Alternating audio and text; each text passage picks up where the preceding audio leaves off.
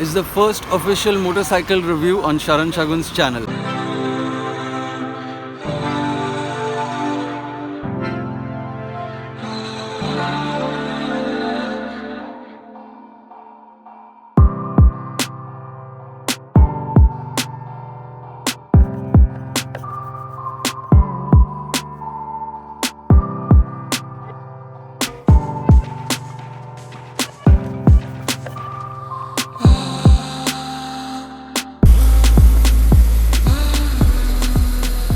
So, some of you may already know us. So, what's up, guys? For those of you who don't know us, Sharan, that's me, and my wife Shagun. We've both been working full-time jobs in advertising for the past 6 or 7 years. So, that doesn't really make us experts in motorcycles per se. Having said that, we've both been commuting from Mulund in Mumbai, where we stay, all the way to Andheri and back every day for the past 6 years. Well, except for the last year, obviously. But other than that, we've been doing that every day. What it does really make us an expert in is commuting, and commuting through Mumbai city's traffic. Well, here's an example. Which brings me to the Honda Highness CB350. Well, CB has a long legacy, I think, of more than 50 years. And Honda has been really perfecting the CB badge over these years. What CB does stand for is a commuter bike or a cruiser bike, whichever name you prefer to give it. Yeah, so the CB350 is the bike that we will be reviewing today. So let's get on with it. Shall we? So this is what the engine sounds like.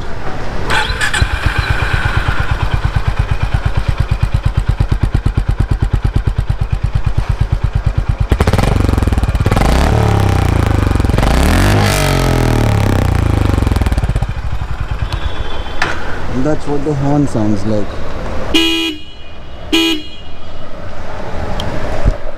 कैसा लगा?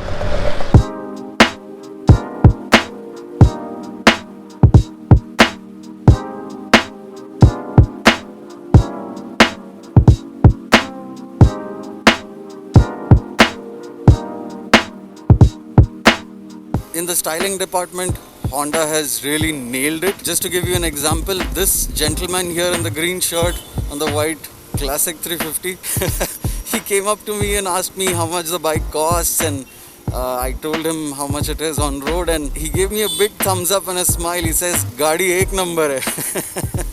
So Honda, really good job with the styling. Turning heads everywhere actually. Wherever I stop to click pictures, people have just crowded around the bike, and they're checking it out as if it's a...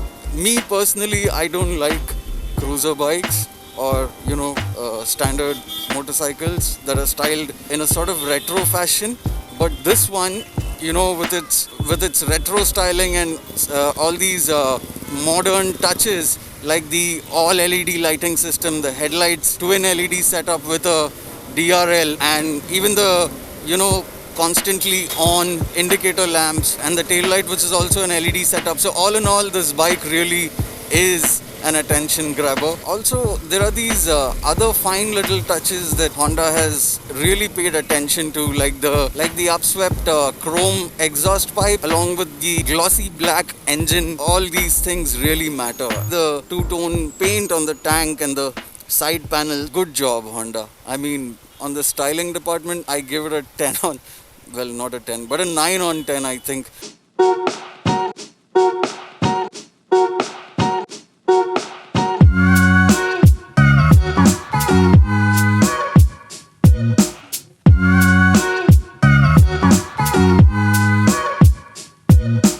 Let's move on to what it feels like to ride. I mean, the ergonomics is just really superb when it comes to riding in the city. I mean, I know I said that CB could stand for both commuter bike as well as a cruiser bike, but I don't think I would call this a cruiser bike, because the obvious lack in power will prove to be a buzzkill on the highway. I don't think I can do 500 or 600 kilometers on this in a day. But in the city, this works really well. I mean, let's talk about the rider's triangle. The handlebars are perfectly positioned. I mean, they could be a little wider, But the fact that they're narrow, just recently me and my brother, we took a trip to Harihareshwar. If you haven't seen the video, do check it out.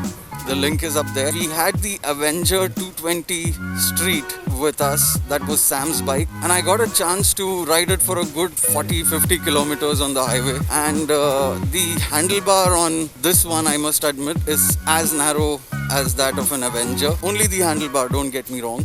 But otherwise, the position of the foot pegs, it's not way up ahead. It's not very rare set. I think it's perfect. Let's come back to the handlebars. Unlike other motorcycles I've ridden, this one, much like the Royal Enfield Classic 350, the handlebars go all the way, which is good in stop and go city traffic, or when you're maneuvering it in the parking lot. The seats, I don't know how it is for the pillion because I haven't experienced it, but for the rider, the seat is really good. I mean, I've been riding for 4 or 5 hours within the city now, and I don't think I feel any tingling sensation in my bottom or, any discomfort. I just wish the handlebars were a little, wider and a little raised. Well, somebody who's as tall as me, say 5'10 or 5'11, would need handlebar risers for it to be exactly perfectly how we want it. But for shorter riders, I think the lowered handlebar would be a good choice so that your shoulders and your back, they're not stressed so much.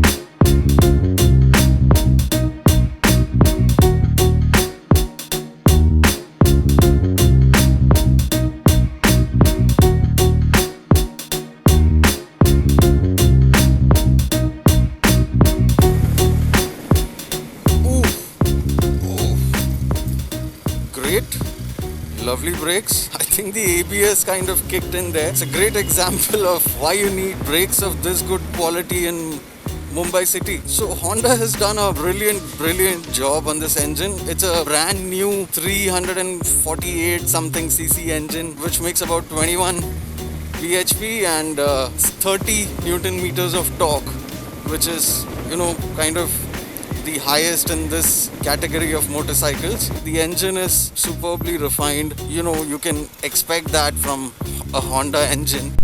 Honda Best. अपना नाम भी बता दीजिए जी. यतेंद्र सोलंकी. हिमाचल से. अच्छा, UP. अच्छा लगा मिलके. चलिए, thank you. The suspension duties on this motorcycle are carried out by telescopic forks at the front by Showa, and it's got a traditional twin shock setup at the back. I find it a little on the harder side, to be honest, but I think that's only at slow speeds. When you get out on the highway, this stiff suspension will, somehow result in better handling. Hey, no.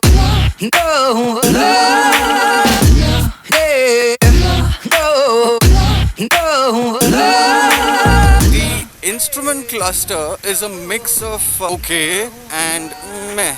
Why I say that is, it's got no tachometer, which is fine by me. At least they've got a nice digital setup here. It's kind of tiny, but I think it's enough, because even from this height I can see almost everything that's there on the display. Gear position indicator, which is large. I mean, they could have done with a smaller font size on that. Right next to it is the clock, which right now says 11:40. Right above it is a horizontal fuel gauge. Above that is where all the magic happens. So this toggle switch on my left thumb lets me switch between, the battery voltage and the range, which is really nice. And you get 2 trips, trip A and trip B. Trip A is right now shows 43.8 kilometers, which is how far I've come from home this morning. No, I'm sorry. I think that was the average on trip A. Yeah, that was so confusing. So yeah, this is what I was talking about. It's really difficult to, go through all these details. So yeah, average is 43.7. Wow.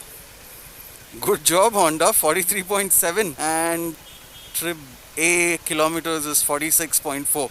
So I've come 46.4 kilometers today on just a liter of petrol. That's amazing from a 350cc single cylinder mill.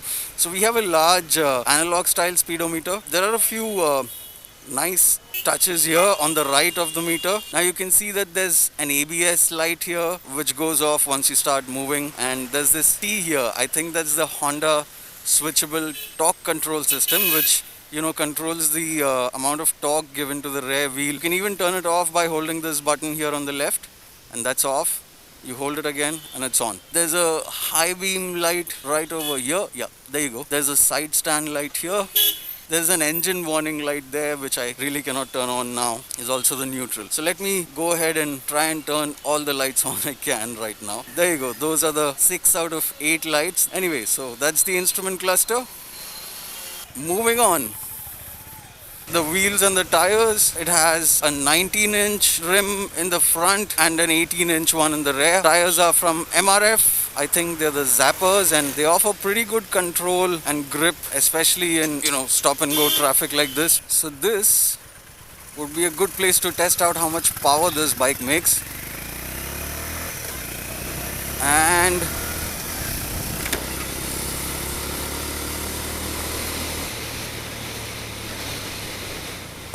let's say that it's enough. This particular motorcycle belongs to my friend Haresh Hokoli. Haresh Anna, thank you so much for lending me this bike, and you made this review possible. So that brings us to the end of our review of the Honda CB350 Highness. In conclusion, I really loved this bike and enjoyed riding it through the city, but I'm still to test it out on the highway. Let's see if that happens anytime soon. As far as the city commute goes, I think this is a really, really good bike. Anyway, as a commuter, I would give this bike an 8 or a 9 out of 10. It really beats the Royal Enfield Classic 350 by miles when it comes to commuting, surely because of its easygoing nature. I mean, it's maneuverable. You can easily just flick it from side to side, which becomes a little difficult and cumbersome with the Royal Enfield Classic 350 or its likes. So if you're planning to buy this, do give it a try. I mean, test it out yourself and see if it fits your riding style and personality. And if it does, then really go for it, because I don't think there's another bike in this segment right now which performs as good as this one. If you like this video, please give us a big thumbs up. Also, do let us know in the comment section if you would like us to continue doing these motorcycle reviews or product reviews, or if you would like us to continue doing our videos in English, or if you want us to go back to Hindi. Just comment down below and let us know. Don't forget to hit that subscribe button.